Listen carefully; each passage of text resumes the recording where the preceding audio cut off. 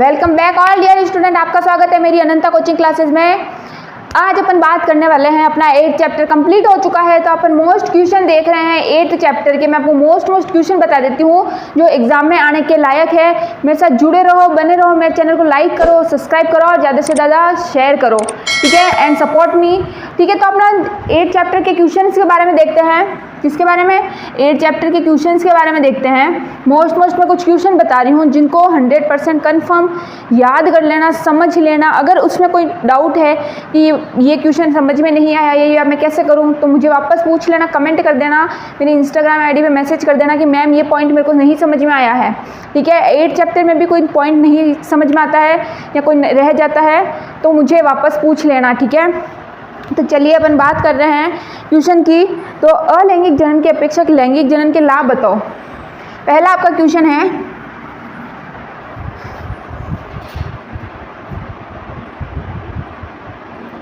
ठीक है। तो आपका पहला क्वेश्चन है अलैंगिक जनन की अपेक्षा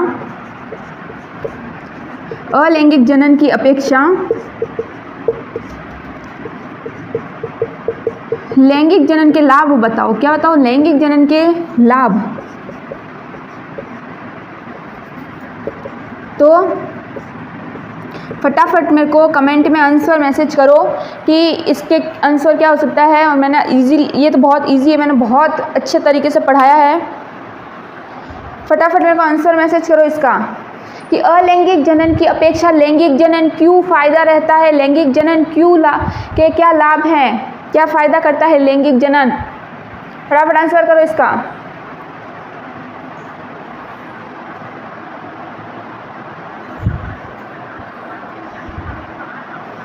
ठीक है, देखो अलैंगिक जनन में तो क्या होता है, अलैंगिक जनन के अंदर क्या होता है कि एक ही जीव से एक ही संतान पैदा होती है, एक नए जीव से एक ही जीव संतान को पैदा करता है। लेकिन जो लैंगिक जनन होता है उसके अंदर क्या होता है, जो लैंगिक जनन होता है उसके अंदर क्या होता है कि नर व मादा दो जीव रहते हैं। क्या रहते हैं? नर व मादा दो जीव रहते हैं। नर व मादा दो जीव रहेंगे तो दो तरह के नए लक्षण उत्पन्न होंगे। कैसे होंगे? दो तरह के नए लक्षण उत्पन्न होंगे। नर के भी लक्षण उत्पन्न होंगे, मादा के भी लक्षण उत्पन्न होंगे। तो संतान जो बनेगी वो उसके अंदर कुछ नए लक्षण उपजेंगे। सिर्फ एक मादा ही अगर संतान पैदा करती है तो सिर्फ मादा के लक्षण आएंगे, तो उसमें कुछ नए लक्षण तो आए ही नहीं। सेम वो प्रोसेस जैसे मादा में लक्षण है वैसे के वैसे संतान में हो गए। लेकिन जो लैंगिक जनन होता है उसके अंदर क्या होता है कि नर व मादा दो होते हैं, नर व मादा दो होते हैं। तो नर के लक्षण अलग, मादा के लक्षण अलग। तो क्या होगा? दो लक्षणों का मेल होगा। क्या होगा? दो लक्षणों का मेल होगा, एक नया लक्षण उत्पन्न होगा और नए संतान के अंदर कुछ नए गुण अपने को देखने को मिलेंगे, ठीक है। तो पहला फायदा अपना लैंगिक जनन का क्या हो गया? पहला फायदा ये हो गया कि अपने को नए लक्षणों का विकास होता है। दो अलग अलग नए लक्षणों का क्या होता है? विकास होता है। फिर कि लैंगिक जनन में संयोजन की एक नई जाति, लैंगिक जनन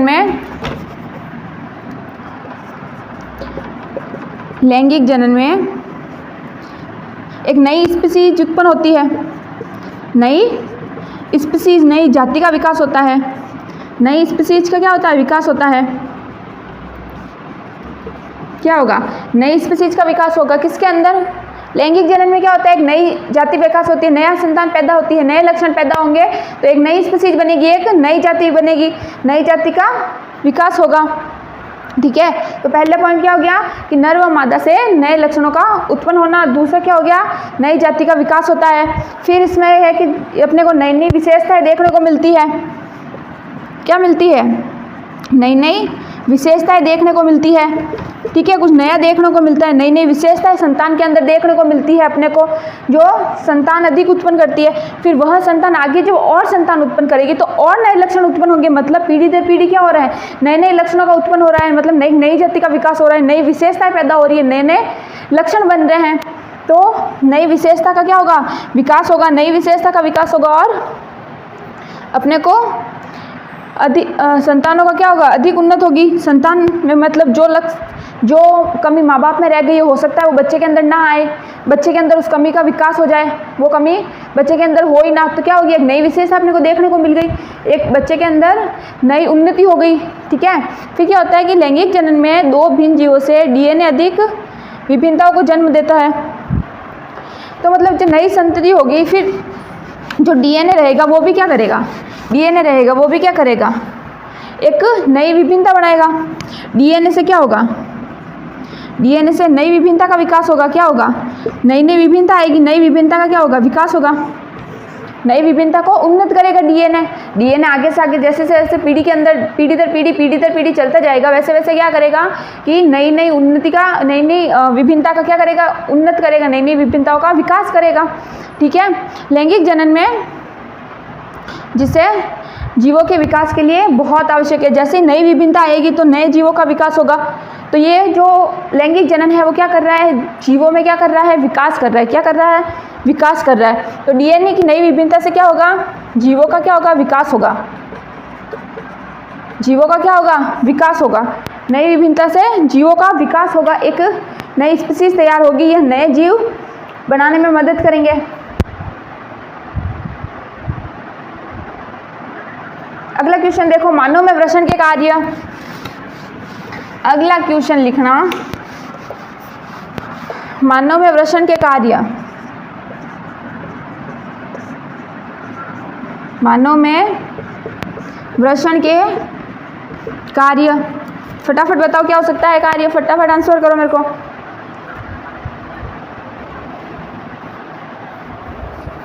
पहला चीज ये देखो कि जो वृषण होता है मानव के अंदर, जो वृषण नर के अंदर पाए जाते हैं, ये क्या करते हैं, वृषण शुक्राणुओं का निर्माण करते हैं। क्या करते हैं, शुक्राणुओं का निर्माण करते हैं। किसका, नर के अंदर। वृषण नर के अंदर प्रेजेंट होता है, पहली चीज। और दूसरी चीज ये क्या करते हैं, शुक्राणुओं का क्या करते हैं, विकास करते हैं। शुक्राणुओं का विकास करते हैं, उनको पोषण प्रदान करते हैं, प्लस उनका निर्माण करते हैं।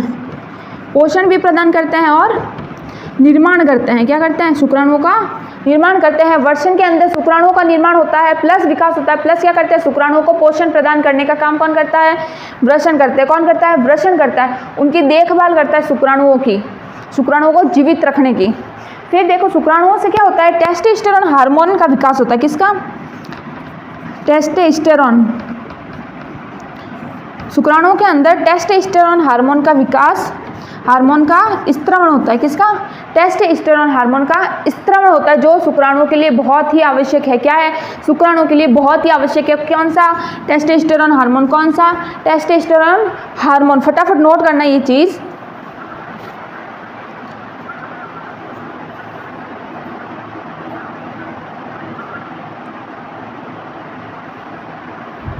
देखो अब नेक्स्ट क्वेश्चन लिखना, नेक्स्ट क्वेश्चन लिखना, ऋतुस्राव क्यों होता है, ऋतुस्राव क्यों होता है।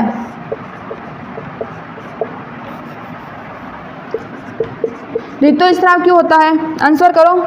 ऋतुस्राव क्यों होता है, पहली चीज की ऋतुस्राव किसके अंदर होता है, स्त्रियों के अंदर होता है। रक्तस्राव, रक्तस्राव या ऋतुस्राव जो हर महीने पीरियड्स आते हैं वही ऋतुस्राव है। तो ये क्या होता है, प्रत्येक माह जो एक अंडा बनता है महिला के अंदर क्या होता है कि निषेचन के लिए एक अंडा तैयार होता है। हर मंथ के अंदर निषेचन के लिए महिलाओं के लिए एक अंडा तैयार होता है। तो उस अंड को अगर कोई शुक्राणु नहीं मिलता है, उस अंड को क्या होता है, शुक्राणु नहीं मिलता है, तो वह अंडा क्या होता है, मोचन हो जाता है। उस अंडे का क्या हो जाता है, नष्ट हो जाता है, और वह ब्लड के रूप में, रक्त के रूप में उसका स्राव होता है। तो अंडे का मोचन हो जाता है। अंडे का मोचन ही क्या है, रक्तस्राव है। हर मंथ के अंदर एक नया अंडा बनेगा, किसके लिए, भ्रूण तैयार करने के लिए। लेकिन जब उस अंडे को शुक्राणु नहीं मिलता है, नहीं मिलेगा, तो वह अंडा क्या होगा, फूटकर नष्ट होकर रक्त के रूप में क्या होगा, बहाव करेगा, स्त्राव करेगा। ठीक है, बाहर आएगा रक्तस्राव, उसी को बोलते हैं रक्तस्राव। ठीक है, जो स्त्रियों के अंदर होता है। ठीक है, ऋतु रक्तस्राव। और अंड कोशिका का निषेचन ये कहाँ होता है, ये कहाँ पाया जाता है, अंड का फॉर्मेशन कहाँ होता है, अंडे का फॉर्मेशन कहाँ होता है, अंडवाहिनियों में। अंडवाहिनियों में कहाँ होता है, अंडवाहिनियों में। ठीक है, फटाफट नोट करो।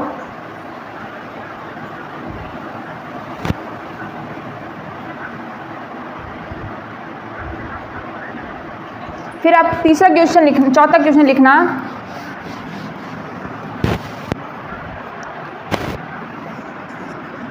पुष्प का अनुदैर्घ्य काट का नामांकित चित्र, ये तो क्वेश्चन बहुत बार आता है। अनुदैर्ध्य काट का नामांकित चित्र, ये क्वेश्चन तो बहुत बार आता है, ध्यान रखना ये क्वेश्चन बहुत बार आता है।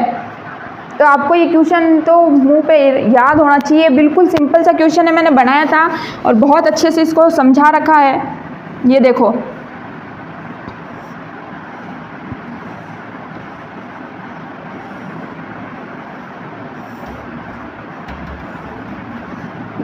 ये अनुदैर्ध्य काट का डायग्राम है।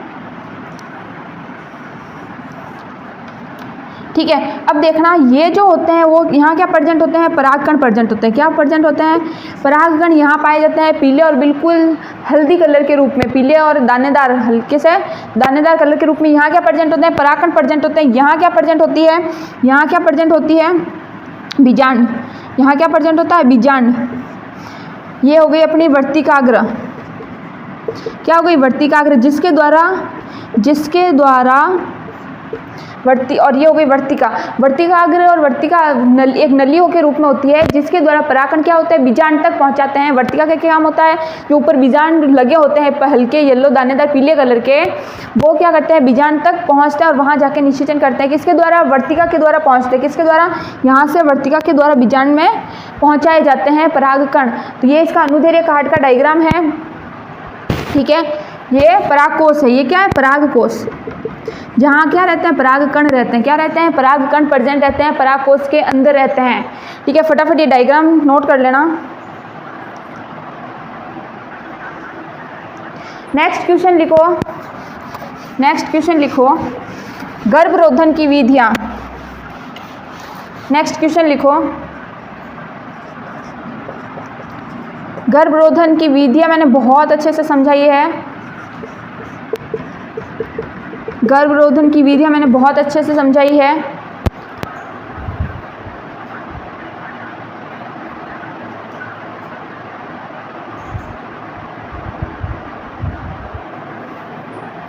देखो, पहली विधि है यांत्रिक विधि। यांत्रिक विधि, पहली विधि क्या है, यांत्रिक विधि है। यांत्रिक विधि में क्या होता है कि यांत्रिक विधि में क्या होता है, नेचुरली तरीके से गर्भ अंडे को शुक्राणु से मिलने से रोका जाता है। कैसे, कंडोम के द्वारा। कंडोम का यूज़ करके जो शुक्राणु होते हैं वह अंडाणु से मिलने से रोका जाता है, गर्भधारण ना हो, गर्भधारण ना हो, गर्भधारण को रोक दिया जाता है, या लूप या टी आकार को गर्भाशय में स्थापित कर दिया जाता है। ठीक है, दूसरी विधि है रासायनिक विधि। दूसरी विधि है अपने पास रासायनिक विधि, रासायनिक विधि। ठीक है, दूसरी विधि कौन सी है, रासायनिक विधि, जिसमें जो भी है दवाइयाँ वगैरह इस्तेमाल करके, जो दवाइयाँ आती है, गर्भ निरोधक गोलियाँ आती है,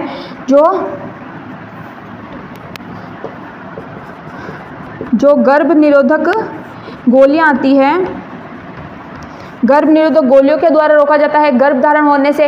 ये कौन सी विधि हो गई अपने पास, रासायनिक विधि हो गई। किसके द्वारा, गर्भ निरोधक गोलियों द्वारा गर्भरोधन को रोका जाता है। तीसरी लिखो, शल्य प्रकार की। शल्य प्रकार की, शल्य प्रकार में क्या होता है, एक छोटा सा ऑपरेशन होता है। तीसरी है शल्य प्रकार की, शल्य प्रक्रिया द्वारा, इसमें क्या होता है, एक छोटा सा ऑपरेशन होता है, जिसमें क्या होता है कि जो शुक्रवाहिका होती है, जो शुक्रवाहिकाएं होती है, उनको क्या किया जाता है, कट लगा दिया जाता है। शुक्रवाहिकाओं के अंदर कट लगा के उनको दोनों को अलग कर दिया जाता है, ताकि क्या हो, शुक्राणु जो है अंडाणु तक पहुंच ही ना सके। ठीक है, तो ये होगी शल्य टाइप की विधि, जिसके, और ये महिलाओं के अंदर भी होती है। महिलाओं में क्या होता है, अंडवाहिनी के अंदर कट लगा दिया जाता है, अंडवाहिनी में कट लगाया जाता है और अंडवाहिनी का मुंह बंद कर दिया जाता है, ताकि अंडाणु क्या हो, शुक्राणु तक पहुंच ही ना सके। ठीक है, ठीक है, क्यों, अंडाणु जब शुक्राणु तक पहुंचेगा ही नहीं तो निषेचन होगा ही नहीं और गर्भ धारण नहीं होगा। तो ये गर्भरोधन को रोकने की तीसरी विधि है शल्य टाइप की,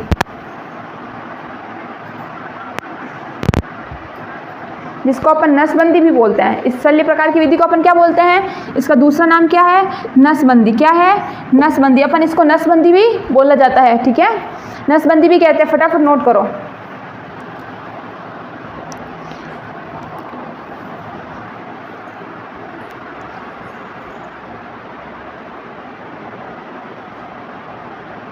नोट करो फटाफट ये चीज़। अब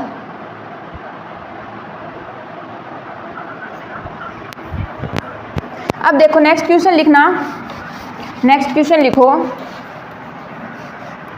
नेक्स्ट क्वेश्चन लिखना।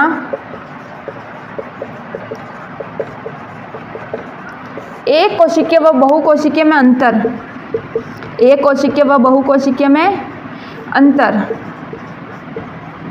एक कोशिकीय क्या होता है, बहुकोशिकीय जीव क्या होता है, एक कोशिकीय जीव क्या होता है, बहुत अच्छे से मैंने समझा रखा है कि एक जिसमें एक कोशिकाओं के बने होते हैं, जिसमें केवल एक ही कोशिका का बना होता है, वह जीव जो एक ही कोशिका का बना होता है।